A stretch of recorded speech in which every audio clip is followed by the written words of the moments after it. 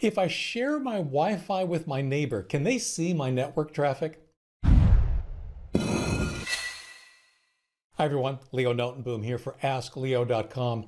If you're not getting Confident Computing, my weekly email newsletter in your inbox every Tuesday, go visit askleo.com/newsletter and sign up today.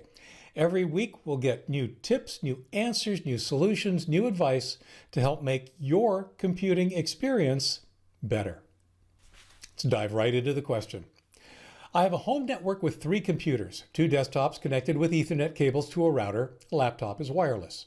The wireless signal is encrypted, and I gave my next door neighbors my network key so they can wirelessly connect just to check email, do banking, etc. They are not on my home network, but can they still see where I am surfing, such as my bank site with passcodes, etc.? I want to make something very, very clear. You've said that they're not on your home network. By giving them access to your Wi-Fi, they are indeed on your network. They have connected just like any other computer of yours.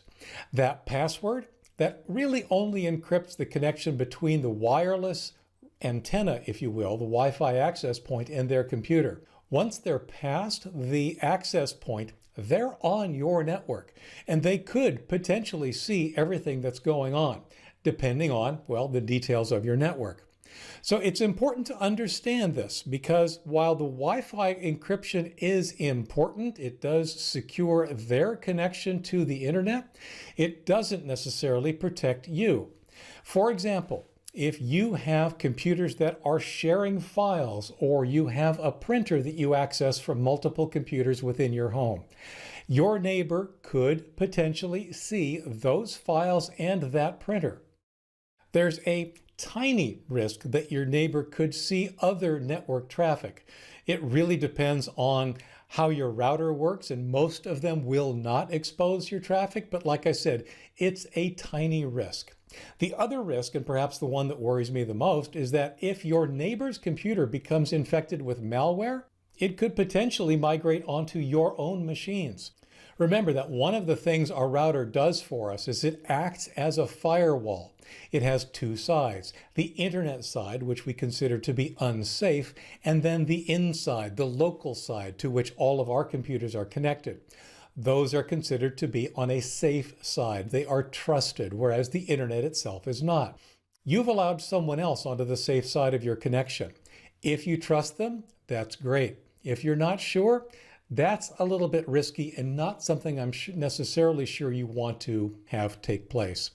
Now, I do have a couple of solutions to this. One is that you could use another router. A second router in a configuration that actually accompanies the article associated with this video allows you to use this safe and unsafe side of your router to protect yourself not only from the internet, but also from your neighbor as well.